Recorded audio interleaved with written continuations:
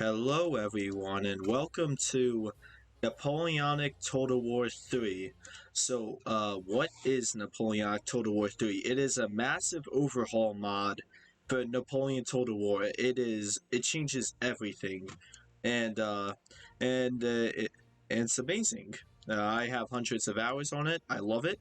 So, let's get this, video rocking. So first, when you are to play this mod, you have to follow the graphics guide, because it doesn't matter how good your PC is. It could be a NASA computer. You can get it could be like 3K. You could have built it yourself. It doesn't matter. The game is 10 years old, and if you play on the ultra graphics are very high, you're going to crash and cause instability. It's just how it works, sadly. So, and also, unless you have shift window, which is very easy to install, do not alt tab when you're in a game, because it forces the game to minimize and it makes you drop.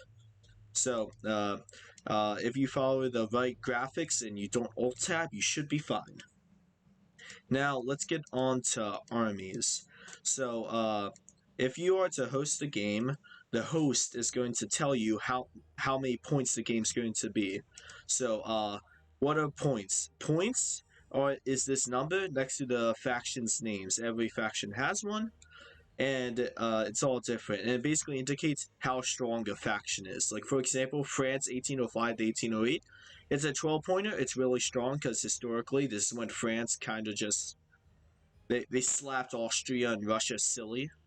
So yeah, they're going to be the strongest, while Elba, where Napoleon was exiled to in 1814, a small remote island in the Mediterranean, is only 3 points. It's very weak. So basically, all you and your allies have to add up to the amount of points. So let's just say the host says it's 36 points. So me and my CPU buds here have to be 36 points. So I'll go France, Italy. This is France, España, so we are 20 points. We have a Westphalen, so that is 27. And then to make it, then we have Rheinbund to make it 36. And then boom, we are set. And now enemies also have to be 36 points. So we can have like a Holy Roman Empire, an Austria, a Russia, so that's 30. And then Brunswick to make it 36. And then there you go. So, as you can see here, there are a lot of factions here, but they are split up. There are custom armies, which are all these factions here, including the Ottomans. They're a neutral army, so they can be on Alliance 1 and Alliance 2, because Alliance 1 is basically France and its allies, and then Alliance 2 is the coalition. So the Ottomans are neutral, and then Lords and Patrons, this is just, this isn't a real faction, don't worry. So, there are armies and corps. So, let's just say, me and my buds, we want to do 1805, Alemannia corps. So, we cannot repeat the same corps. Like, 2 of us cannot go solo. In customs, we can have 2 France Italis. We could have 4 France Italis if the points say for it. But in corps, you cannot repeat the same corps. And corps are basically the historical army that the general used in real life. For example, this is Soult's army in real life, and as you see, it's a lot more infantry heavy. And then you have Murad, who historically was the leader of the cavalry reserve corps. He's all cavalry. Hello, it's future me. When going over my footage, I forgot to include that you cannot go. One team cannot go to different corps. Like, for example, everyone here is España corps. This is alright, but like, for example, we can't have 3 Españas and then someone goes Alemania. We can't have that. And also, one of our teammates can't go like a custom. Everyone on our team has to be under España, or if we're going Alemania, all of us have to be in Alemania, etc., etc. And also, customs versus corps, this is allowed. And also, let's say we're Spaniard corps and these guys want to do patriotic war, this is also allowed. You can do this. You can have 2 different corps fight, or corps versus customs fight. That is perfectly fine and allowed. Okay, enjoy the rest of the video. Meanwhile, on customs, there's an even amount of customs and it's not custom, sorry. There's an even amount of cav and infantry. So, yeah, that's how it works. And then every faction has different strengths and weaknesses. Like, for example, France Italy, one of their main strengths is that they are very quick.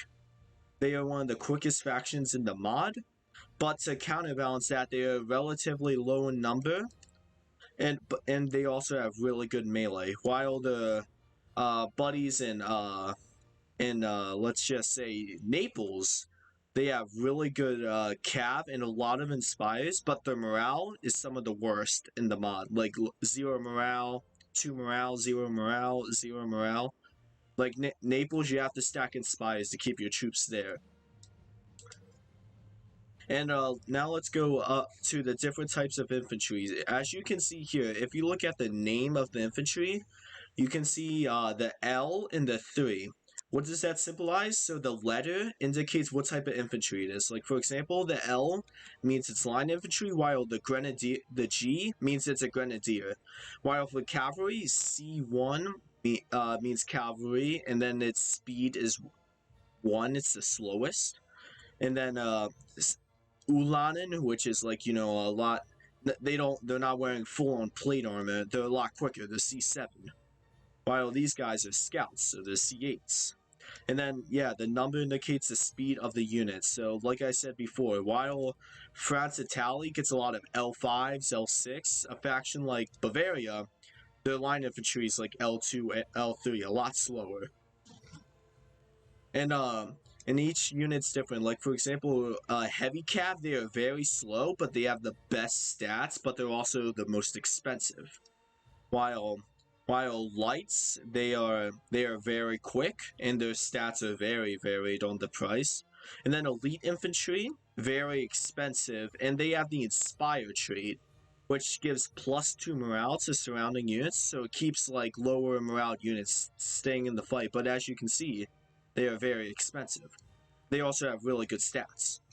While the grenadiers, they are typically good in melee. They get a really good charge bonus, and they have really good melee. Hello, and last thing I have to say is every time you play an NTW3 game, make sure to restart your game before you play another one, because if you don't, it's going to cause the game to rain, and if you're wondering what's so bad about some rain, it basically causes instability, and most likely someone will drop or crash. That's why when you look like at Kingston or Scouts or any of those replay watchers, you realize that all the replays, it's clear skies, you don't see any rain. It's because in the rainy games, someone crashed and ruined the game, basically. So make sure to restart your game. That's it. Have a great day, everyone, and I'll see you next time.